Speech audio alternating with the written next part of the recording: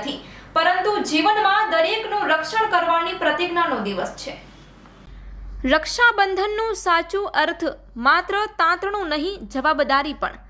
રક્ષાબંધન માત્ર ભાઈ બહેન વચ્ચેનું તાંતણું બાંધવાનું પર્વ નથી, પરંતુ જીવનમાં દરેકનું રક્ષણ કરવાની પ્રતિજ્ઞાનો દિવસ છે. આ અવસરે આપણે 4 મુખ્ય પ્રતિજ્ઞાઓ લઈ શકીએ.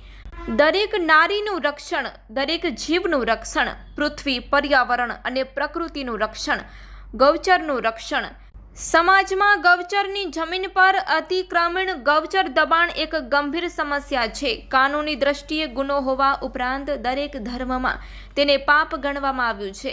હિન્દુ ધર્મમાં ગૌચર પર કબજો પિતૃદોષ અને પુણ્ય નાશનું કારણ. ઇસ્લામમાં જાહેર જમીન કબજે કરવી હરામ અને કિયામતના દિવસે સજા. જૈન ધર્મમાં કાઉન્ટલેસ જીવોનું અહિત ગંભીર પાપ છે અને બૌદ્ધ ધર્મમાં અપરિગ્રહનો ભંગ અશુભ કર્મ છે. નિષ્કર્મ ધર્મ કે સંસ્કૃતિ કોઈ પણ હોય, ગૌચર જેવી સામૂહિક જમીનનું રક્ષણ કાનૂની સાથે ધાર્મિક ફરજ પણ છે.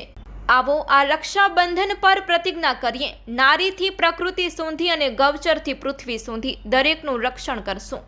ત્યારે રક્ષણની પ્રતિજ્ઞા માટે કવિતા છે. તંતુ નાનું પ્રેમ મોટું, રક્ષાબંધન છે સૌનું જોટું. નારીનો માન જીવનું પ્રાણ, પ્રકૃતિના રંગો રાખીએ યથાવત સદા મહાન. ગૌચર ભૂમિ ગામની શાન, તેનું રક્ષણ સૌનું ધર્મ સૌનું માન.